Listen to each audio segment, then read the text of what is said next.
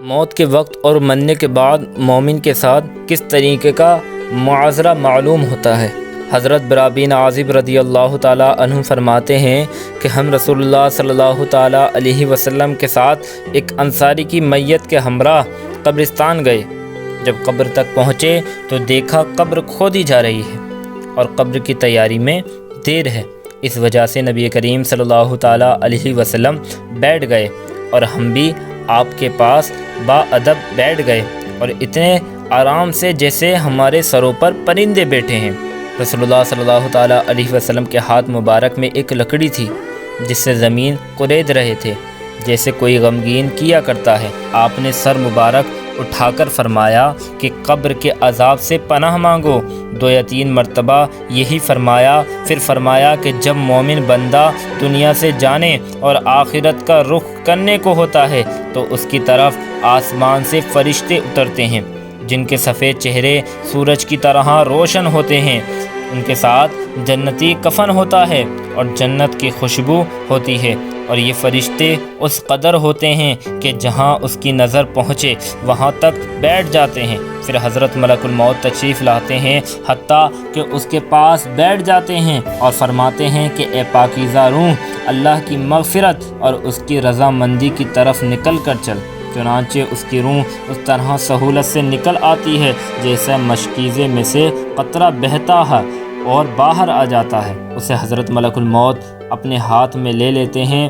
ان کے ہاتھ میں لیتے ہی دوسرے فرشتے جو دور تک بیٹھے ہوتے ہیں پل بھر بھی ان کے ہاتھ میں نہیں چھوڑتے، حتیٰ کہ اسے لے کر جنتی کفن اور جنتی خوشبو میں رکھ کر آسمانوں کی طرف چل دیتے ہیں۔ اس خوشبو کے متعلق ارشاد فرمایا کہ زمین پر جو کبھی عمدہ سے عمدہ خوشبو مشک کی ہو سکتی ہے اس جیسی وہ خوشبو ہوتی ہے۔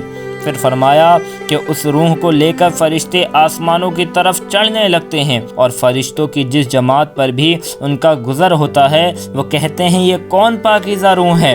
وہ اس کا اچھے سے اچھا نام لے کر جواب دیتے ہیں جس سے دنیا میں اسے بلایا جاتا تھا کہ فلاں کا بیٹا فلاں ہے۔ اس طرح پہلے آسمان تک پہنچتے ہیں اور آسمان کا دروازہ کھلواتے ہیں، چنانچہ دروازہ کھول دیا جاتا ہے اور وہ اس کے روح کو لے کر اس پر چلے جاتے ہیں۔ اس طرح 7 آسمانوں تک ہر آسمان کے مقربین دوسرے آسمانوں تک اسے رخصت کرتے ہیں۔ جب 7 آسمان تک پہنچ جاتے ہیں تو اللہ تعالیٰ فرماتا ہے کہ میرے بندے کی کتاب علیین میں لکھ دو اور اسے زمین پر لے جاؤ، کیونکہ میں نے انسانوں کو زمین ہی سے پیدا کیا ہے اور اس میں ان کو لٹا دوں گا اور اسی سے ان کو دوبارہ نکالوں گا۔ چنانچہ اس کی روح اس کے جسم میں واپس کر دی جاتی ہے۔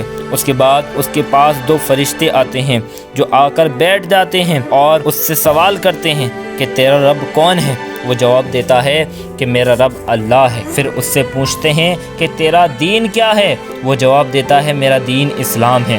پھر اس سے پوچھتے ہیں کہ یہ کون صاحب ہیں جو تمہارے اندر بھیجے گئے ہیں؟ وہ کہتا ہے وہ اللہ کے رسول ہیں صلی اللہ علیہ وسلم۔ پھر اس سے دریافت کرتے ہیں کہ تیرا عمل کیا ہے؟ وہ کہتا ہے کہ میں نے اللہ کی کتاب پڑھی ہے سو اس پر ایمان لایا ہوں اور اس کی تصدیق کی۔ اس کے بعد ایک منادی آسمان سے آواز دیتا ہے جو اللہ کا منادی ہوتا ہے کہ میرا بندے نے سچ کہا، سو اس کے لیے جنت کے بچھونے بچھائے جائیں اور جتنی جنتی کپڑے اسے پہنا دیے جاتے ہیں، اور جنت کی طرف ایک دروازہ کھول دیا جاتا ہے جس کے ذریعے جنت کی خوشبودار ہوائیں آتی ہے، اور اس کی قبر اتنی کشادہ کر دی جاتی ہے جہاں تک اس کی نظر پہنچے اس کے پاس نہایت خوبصورت چہرے والا، بہترین لباس والا اور پاکیزہ خوشبو والا ایک شخص آ کر کہتا ہے کہ خوشی کی چیزوں کی بشارت سن لے، یہ تیرا وہ دن ہے